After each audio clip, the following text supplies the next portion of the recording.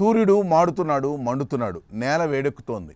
రైతు తలని ఎత్తి ఆకాశం వైపు చూస్తున్నాడు. ఒక్క మేఘం అంటే ఒక్క మేఘం కూడా కనిపించదు.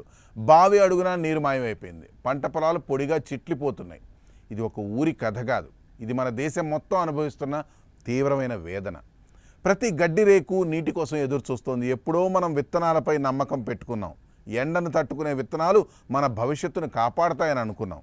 కానీ ఇప్పుడు నిజం మరోలా ఉంది. నీరు లేకపోతే ఆ విత్తనం కూడా బతకలేదు. నేలలో తేమ లేకపోతే మొలక ఊపిరి కూడా ఆగిపోతుంది. విత్తనం బలమైంది కావచ్చు, కానీ దానికి ప్రాణం పోసేది నీరే. ఇండియాలో వ్యవసాయ నీటిని తాగేస్తుంది.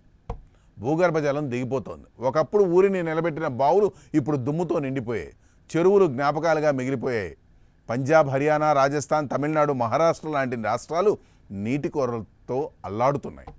రైతు చేతిలో విత్తనం ఉన్నా నీరు లేనప్పుడు అది బతికే మార్గం కూడా ఉండదు. ఇటీవల ఒక అధ్యయనం ఈ నిజాన్ని మరింత స్పష్టంగా చూపించింది. కేవలం కొత్త విత్తనాలు పెంచడం సరిపోదు, నీటిని సద్వినియోగం చేయడం నేర్చుకోవాలని చెప్పింది.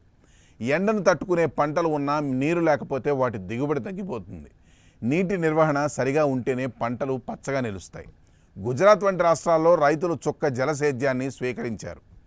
చిన్న పైపుల ద్వారా ప్రతి మొక్కకు నీరు చేరుతుంది. వృధా నీరు తగ్గిపోతుంది. తక్కువ నీటితో ఎక్కువ దిగుబడి వస్తుంది. నేలలో తేమ నిలిచి ఉంటుంది. ఈ మార్పు వారికి ఆశ నింపింది. కానీ ఇలాంటి మార్పు ప్రతి గ్రామంలో రావాలి. కాలువలను మరమ్మతు చేయాలి. వర్షపు నీటిని నిల్వ చేయాలి. బావులు, చెరువులను రీస్టోర్ చేయాలి. భూగర్భ జలాల రీఛార్జ్ కోసం గ్రామం మొత్తం కలిసి పనిచేయాలి. నీటిని ఎవరికి ఎంత ఇవ్వాలో న్యాయంగా నిర్ణయించే పద్ధతులు ఉండాలి. నీరు పంచుకునే నిబంధనలు స్పష్టంగా ఉండాలి.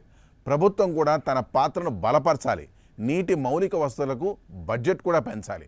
పాత కాలువలు, పైపుల నెట్వర్క్లు, నీటి కాల్వ కేంద్రాలపై ప్రత్యేక దృష్టి సారించాలి. రైతులకు డ్రిప్, స్ప్రింక్లర్ సిస్టంలకు సబ్సిడీలు ఇవ్వాలి.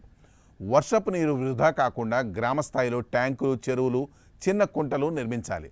వాతావరణ మార్పు పెరుగుతున్న ఈ సమయంలో నీటి నిర్వహణను ప్రతి విధానంలో భాగం చేయాలి. ఇది కేవలం వ్యవసాయం గురించే కాదు, ఇది జీవన విధానం గురించి కూడా. నీరు లేని భూమిలో పంట కాదు, భవిష్యత్తే ఎండిపోతుంది. రైతు చెమటతో పాటు నీరు కలిస్తేనే పంట పచ్చగా మెరుస్తుంది. నీరు ఉంటేనే నేల నవ్వుతుంది.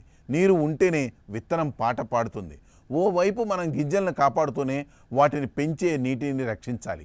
ఈ రెండు కలిస్తేనే భూమి జీవిస్తుంది. ఇది మనకు ఒక హెచ్చరిక లాంటిది. మన భవిష్యత్తు విత్తనాల బలంలో కాదు, నీటి బలంలో ఉంది. నీటిని కాపాడితేనే రైతు బతుకుతాడు. రైతు బతికితేనే దేశం నిలుస్తుంది. వర్షం రావడం మన అదృష్టం కావచ్చు, కానీ నీరు కాపాడడం మన బాధ్యత. ఇది అందరూ గుర్తుపెట్టుకోవాలి ఫ్రెండ్స్.